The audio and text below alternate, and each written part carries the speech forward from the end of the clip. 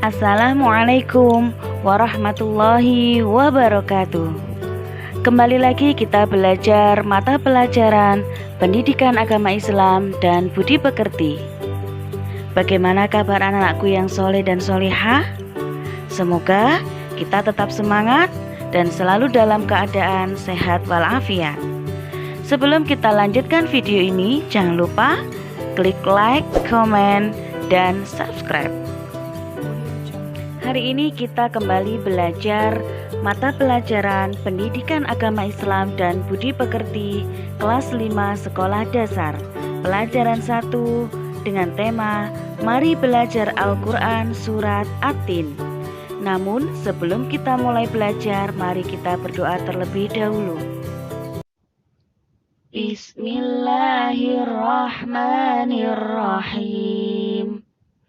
Raditu billahi rabba wa bil islami dina wa bi muhammadin nabiyya wa rasulah. Rabbi zidni ilma warzuqni fahma. Amin. Anak-anakku yang hebat, pada pelajaran 1 kali ini, kita akan belajar membaca, menghafal, dan menulis Quran Surat At-Tin. Dan juga kita akan belajar makna kandungan Surat At-Tin.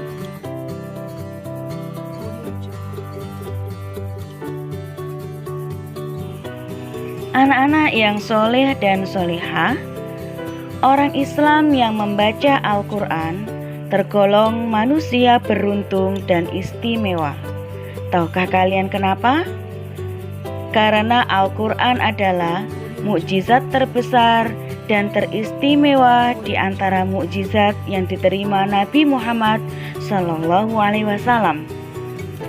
Dari sekian banyak mukjizat yang diturunkan Allah Subhanahu wa Ta'ala kepada para rasulnya, Al-Quran inilah yang sampai kepada kita hingga hari kiamat nanti. Al-Quran diturunkan sebagai pedoman hidup manusia agar selamat di dunia dan juga di akhirat. Dalam Al-Quran pada urutan yang ke-95 terdapat Surat At-Tin. Surat At-Tin turun di kota Mekah yang terdiri dari 8 ayat. Nama At-Tin diambil dari ayat pertama yang artinya buah tin. Nah anak-anak, marilah kita belajar membaca surat At-Tin dengan baik dan benar. Diperhatikan baik-baik ya.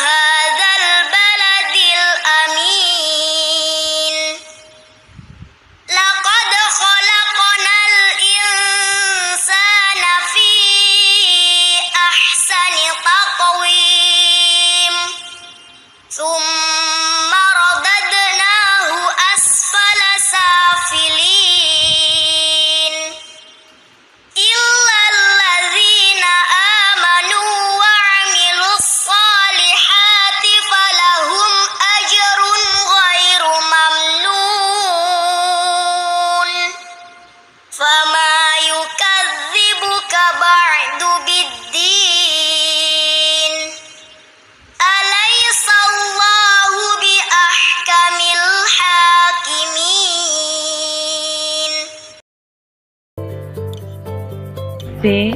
Menghafal Quran Surah At-Tin. Anak-anak yang soleh dan solehah, cara mudah menghafal Quran Surah At-Tin yaitu mulailah dari ayat yang pertama. Bacalah ayat pertama tersebut secara berulang-ulang sampai hafal.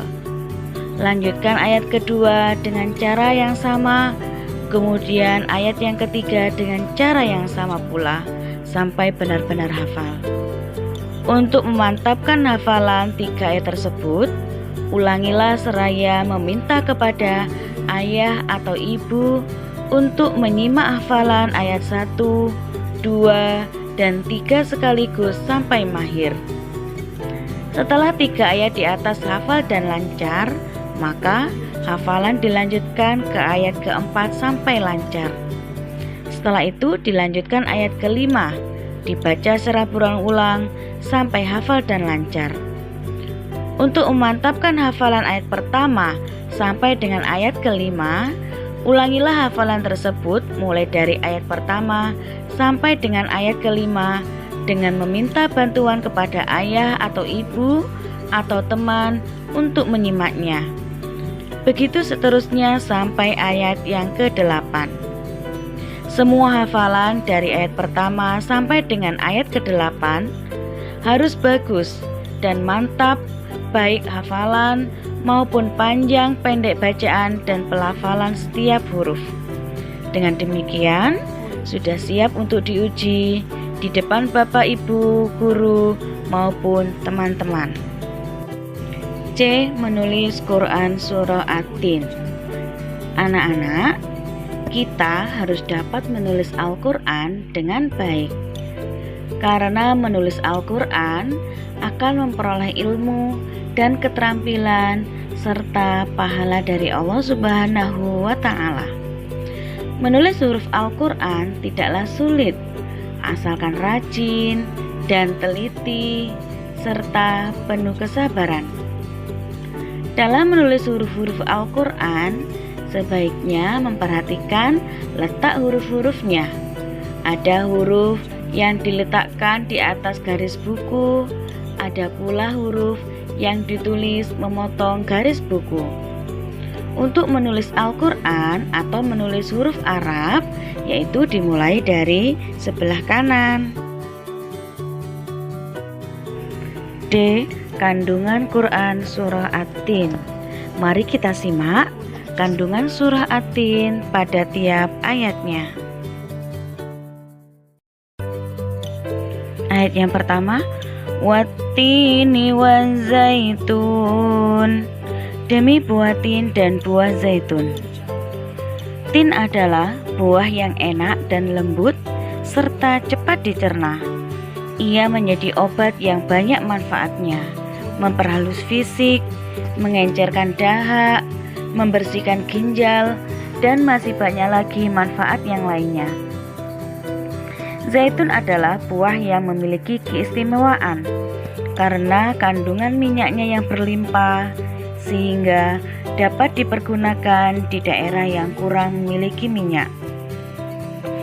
Menurut tafsir ulama, At-Tin ialah tempat tinggal Nabi Nuh alaihissalam di Damaskus, di mana di sana terdapat banyak ditumbuhi pohon tin.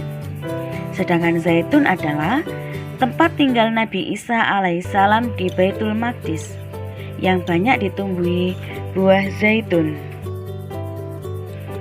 Ayat yang kedua, wa turi sinin, demi gunung Sinai.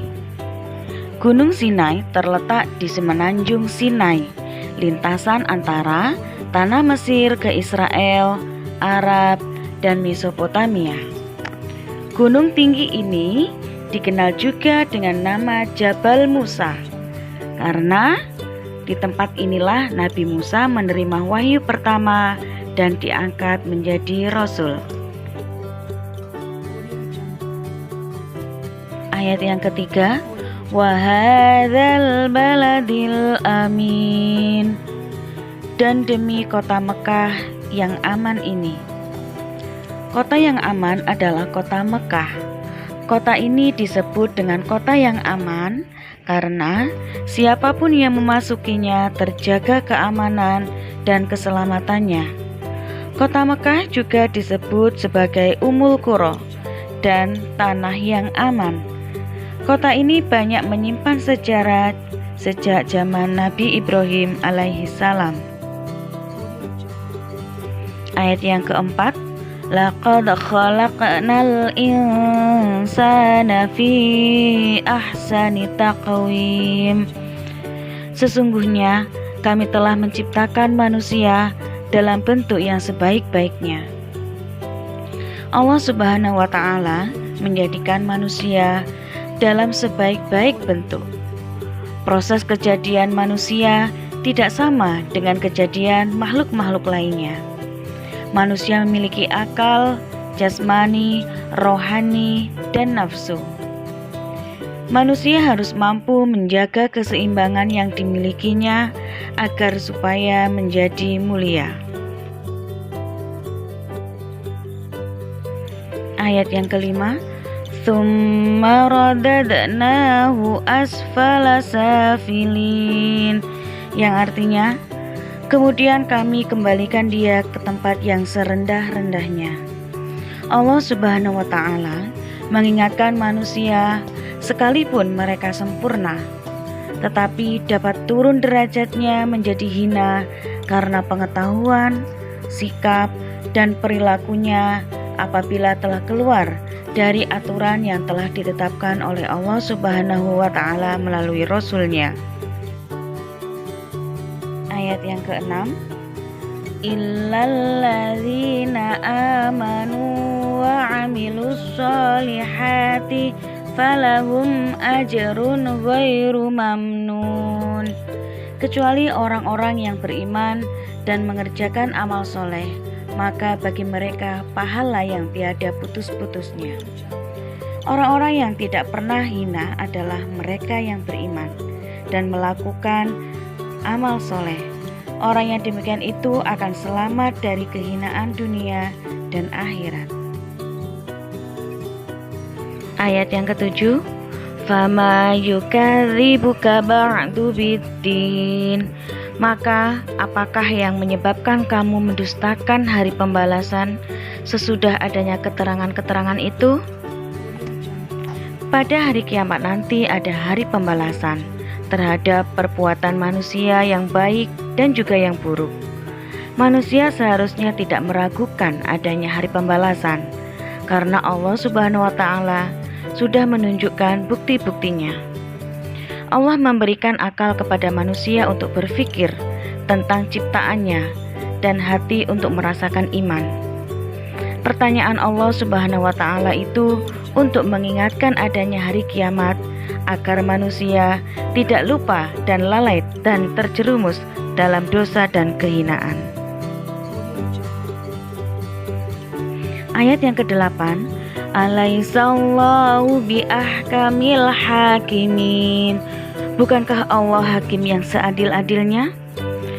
Allah Subhanahu wa Ta'ala adalah yang maha mengetahui sebagus-bagus penciptaan dan pengatur segala urusan, yang memberi keputusan atas segala persoalan. Tiada perbuatan walau sekecil atom pun yang dapat terlepas dari pengadilannya. Pengadilan Allah Subhanahu wa Ta'ala adalah sebaik-baik pembuat keputusan. Anak-anak yang soleh dan soleha, demikianlah pembelajaran kita pada hari ini. Mudah-mudahan bermanfaat bagi kita semuanya. Sebelum kita akhiri, marilah kita tutup dengan membaca hamdalah. Alhamdulillahi Rabbil Alamin. Sampai jumpa pada video-video berikutnya. Wassalamualaikum warahmatullahi wabarakatuh.